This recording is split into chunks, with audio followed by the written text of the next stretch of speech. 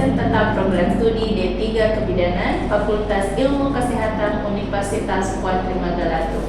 Pada hari ini saya akan menjelaskan teknik pengajaran saya dengan menggunakan metode DIA, Delivery, Interaction, and Assessment. Ada salah satu mata kuliah yang saya ampuh, yaitu dokumentasi kebidanan dengan bobot 2 SKS. Yang pertama, delivery. Sebelumnya, saya akan menjelaskan deskripsi singkat, waran yang diharapkan, dan model pembelajaran mata kuliah dokumentasi kebidanan. Mata kuliah dokumentasi kebidanan ini memberikan kemampuan pada mahasiswa untuk mendokumentasikan hasil asuhan kebidanan yang diberikan, baik pada ibu hamil, ibu bersalin, ibu nifas, neonatus, bayi dan balita, serta keluarga berencana. Adapun capaian pembelajaran yang akan dicapai yaitu terdiri dari CPL Prodi dan CPMK. Pertama, CPL Prodi yang terdiri dari 4 aspek. Yang pertama, sikap, pengetahuan, keterampilan umum, dan keterampilan khusus. Aspek sikap yaitu menginternalisasi semangat kemandirian, kejuangan, dan kewirausahaan. Aspek pengetahuan yaitu menguasai konsep teoritis fisiologis siklus hidup manusia secara mendalam.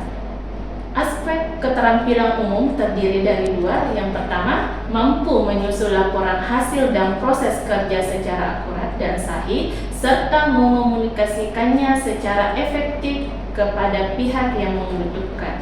2. Mampu mendokumentasikan, menyimpan, mengamankan, dan menemukan kembali data untuk menjamin kesahihan dan mencegah plagiasi. Aspek keterampilan khusus yaitu mampu mencatat dan mendokumentasikan asuhan kebidanan sesuai sistem rekam medis yang berlaku.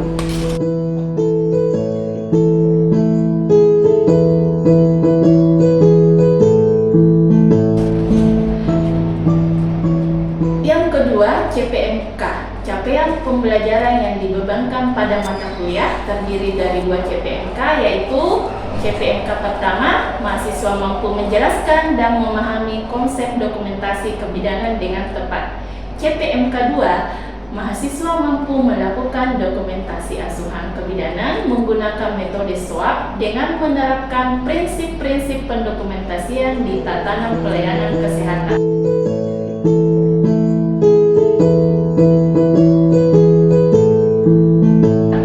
Untuk bisa mencapai kemampuan tersebut, mahasiswa akan diberikan topik-topik yang akan dibahas selama 14 kali pertemuan, yaitu yang pertama konsep dokumentasi, 2 teknik dokumentasi, 3 model pendokumentasian, 4 sistem pengumpulan data rekam medik dan sistem dokumentasi pelayanan, 5 dokumentasi kebidanan, 6 prinsip pendokumentasian dan manajemen kebidanan, 7 rancangan format pendokumentasian.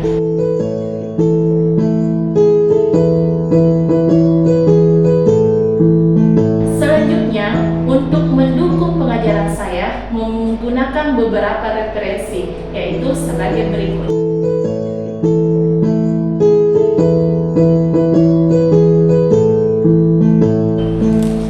Yang kedua, interaction. Adapun sistem interaction yang saya lakukan di kelas yaitu dengan pendekatan student centered learning. SCL ini merupakan metode pembelajaran yang berpusat ke mahasiswa sehingga mahasiswa bisa belajar aktif, mandiri, kreatif, dan inovatif. Bentuk interaksi yang saya gunakan dalam kelas yaitu dengan menggunakan metode pembelajaran sebagai berikut.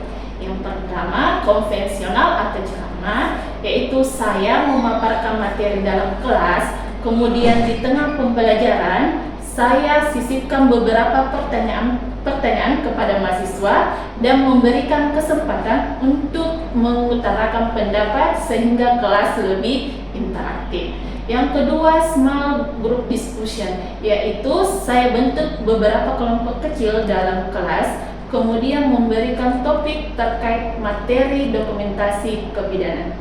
Yang ketiga, case study, yaitu setiap mahasiswa saya berikan 1 kasus kebidanan baik itu kasus kehamilan, persalinan, nifas, neonatus bayi dan balita, atau kasus KB. Nah, dari kasus tersebut, masing-masing mahasiswa melakukan langkah-langkah manajemen asuhan kebidanan, kemudian melakukan pendokumentasian. Saya yakin dengan metode ini, mahasiswa akan mengasah dan meningkatkan keterampilan berpikir kritis dan memecahkan masalah atau kasus, kemampuan berkomunikasi, berkolaborasi, dan tentunya melatih kreativitas mahasiswa.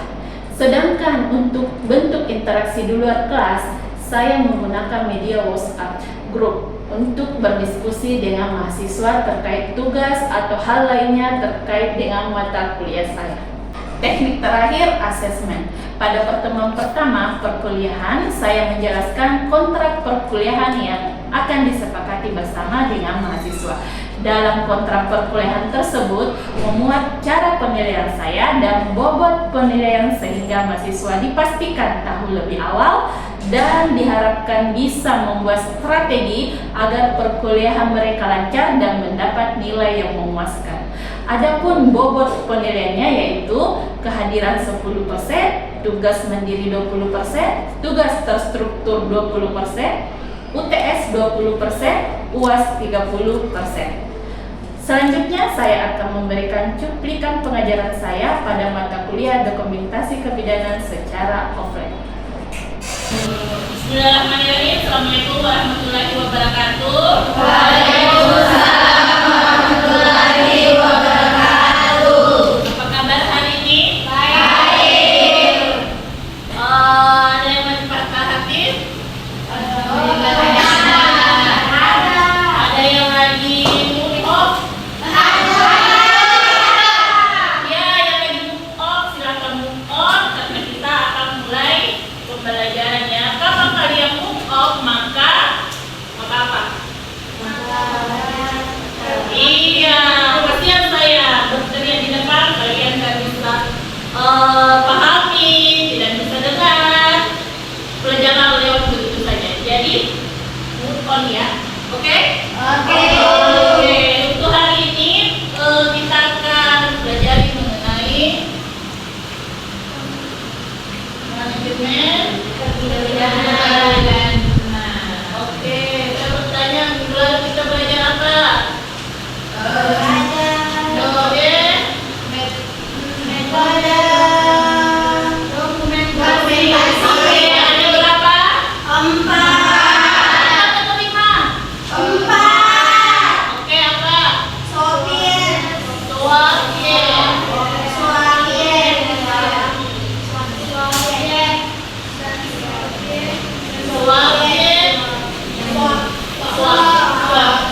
Oke, ada tulisan S.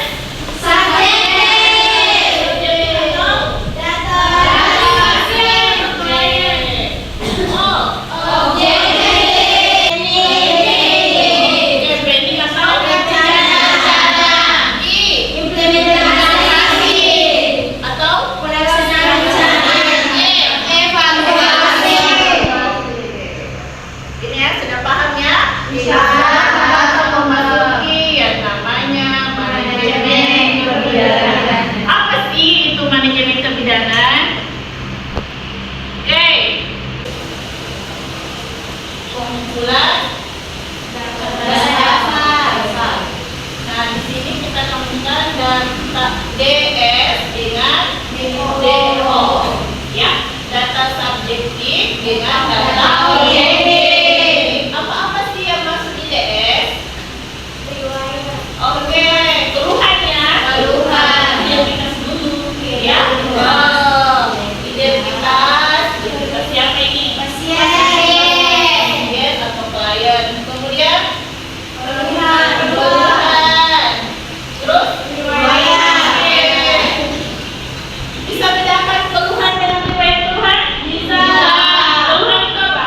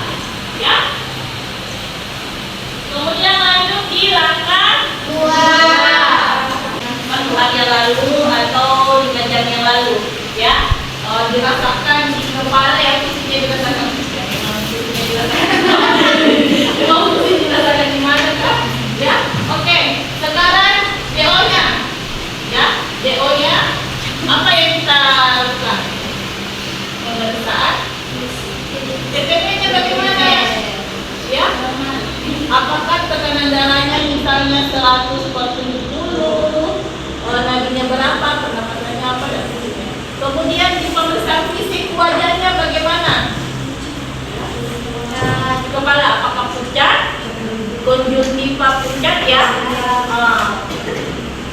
Misalnya didapat dua aja ya, di mata, konjungtiva, pucat, ya. Kemudian terus sebagainya, kemudian pemeriksaan penunjang, ya. AB misalnya yang 7, gitu. Sampai saja, ya. Oke. Nah, DO-nya yang kita masukkan di sini, Ibu pusing ya? Pusing. Pendekatan sabun. Muat. CS. Apa lagi? BS-nya, BPP yang kita masukkan. BPP-nya 170. Apa lagi? Nadi suhu pernapasan. Nadi 80 kali per menit. Suhu 35 derajat Celcius, kemarin 24 kali per menit. Kemudian, apalagi tadi pemeriksaan di mata ya? Mata. Konjungtiva, pucat, tempat pucat. HB 11 ya, maka ditarik kesimpulan ibu mengalami anemia. Ya, jadi diagnosa masalah aktualnya ya, gimana ya? Di sini ya, anemia ringan. Masukkanlah DO-nya, DS ya ini, kemudian DO-nya, ya. Kemudian dibawa interpretasi data. Kalian cari teori, ya, cari teori mengenai anemia ringan yang mendukung referensi kalian yang ini DOH, ya. Jadi harus disertai dengan bukti-bukti ilmiah atau penemuan-penemuan ilmiah, ya. Oke, paham sampai sini? Paham. Insya Allah. Ya, paham ya? Jadi data-data yang kalian masukkan, ya, harus ada bukti ilmiahnya, ya, harus disertai dengan referensi, ya. Kenapa kau katakan anemia ringan itu HB-nya 11 kan harus teori atau referensi, ya. Oke, sampai sini paham? Paham. Kita masuk di langkah ketiga. Kalian harus hafal ini ya. Sudah hafal main. Langkah 3. Apa langkah 3? Perencanaan. Langkah 3 yang nomor ini ya. Potensial terjadi anemia sedang berat ya. Oke. Ini ya. Kemudian langkah keempat, tindakan segera. Iya, tindakan segera atau kolaborasi. Ada itu? Ada itu?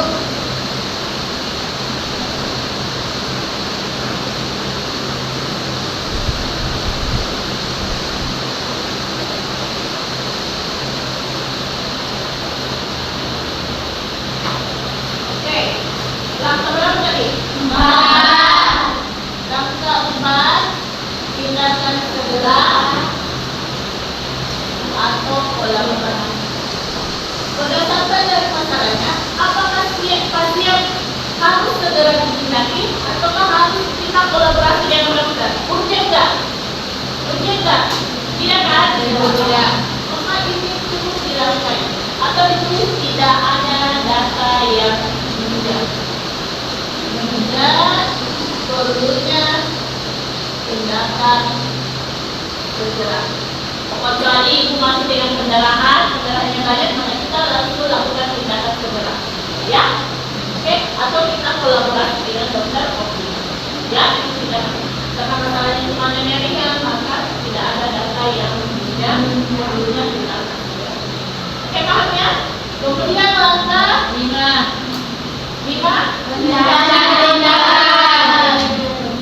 tindakan. Apa itu rencana-tindakan? akan rencana yang akan dilakukan. Merencanakan kembali. Apa rencana-tindakan yang akan dilakukan untuk menangani masalah pasien yang berlebihan?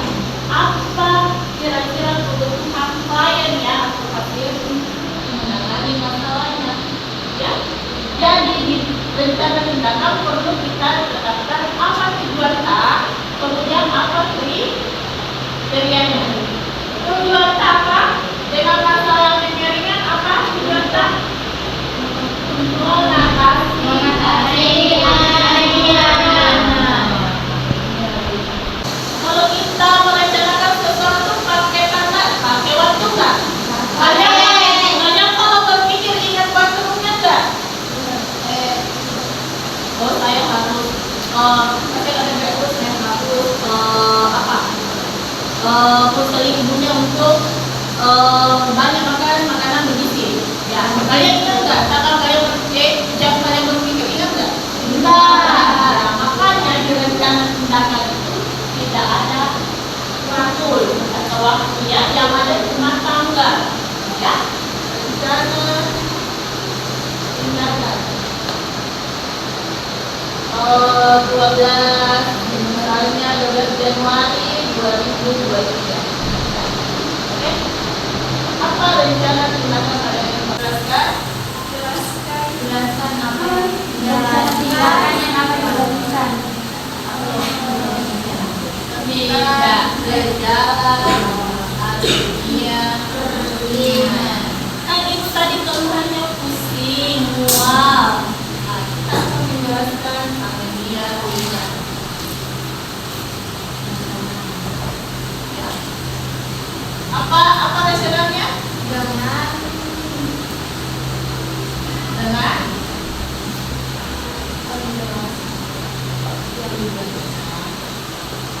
mengeringkan, rentan.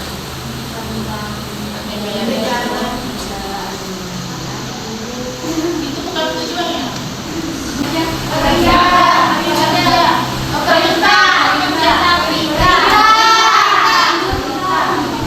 Anjurkan, jelaskan. Itu kan kata perintah kan? Kita baru mengerjakan ya.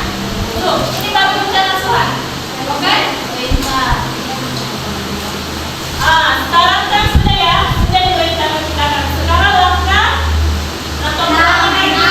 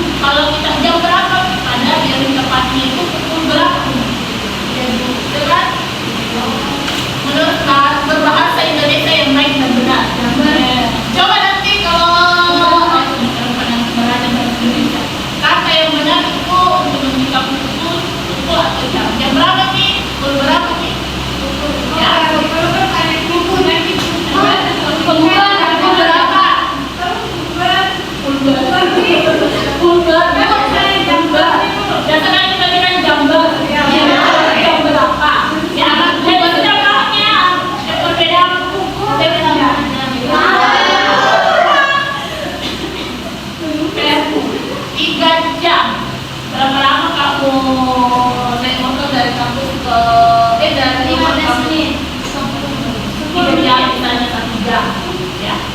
Pukul berapa kamu start dari rumah?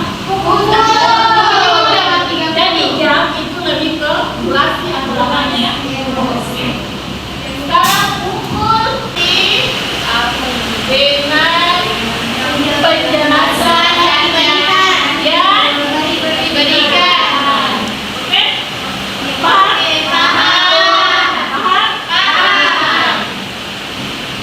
Kedua,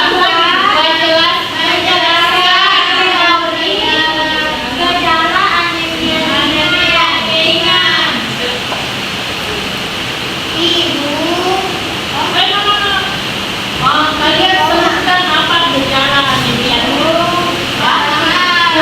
Ya, gejalanya ya. Kalian masukkan. Kemudian di bawah titik koma ibu.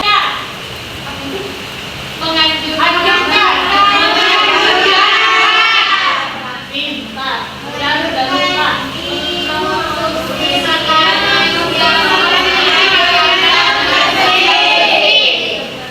Hasilnya ibu bersedia.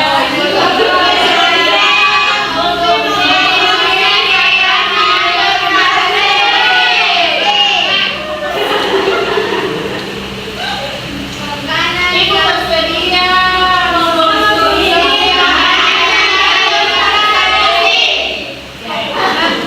sudah ya? Sudah paham ya? Sudah.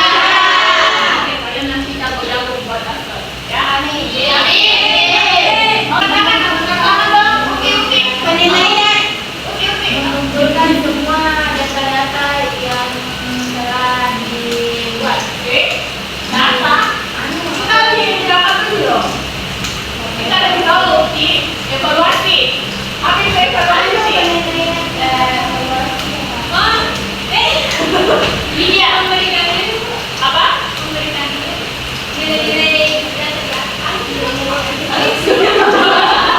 Apa yang diberikan? Apa yang dinilai?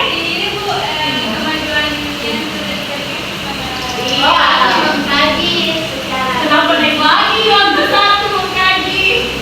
Evaluasi menilai rencana apa yang telah dilakukan. Rencana soal kita berhasil atau tidak? Ya, itu evaluasi. Apa?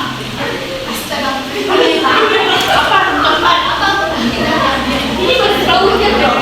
Ujian. Apa? Ujian. Apa? Tanggapan. Ayo. Iya, betul.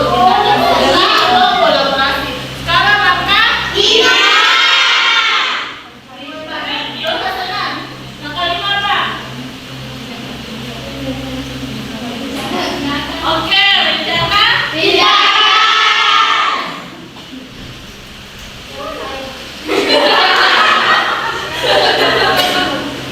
Inas, langkah 6. Implementasi atau apa yang dilakukan di implementasi Inas? Apa?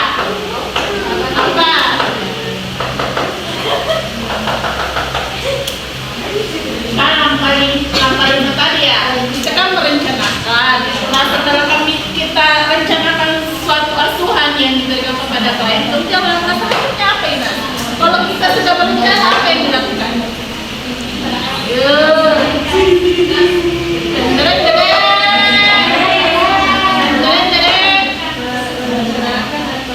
Kan sudah kita rencanakan nih, Inas. Kita kan sudah berencana nih, ya. Sekarang langkah selanjutnya apa? Implementasi apa yang dilakukan di implementasi? Melaksanakan.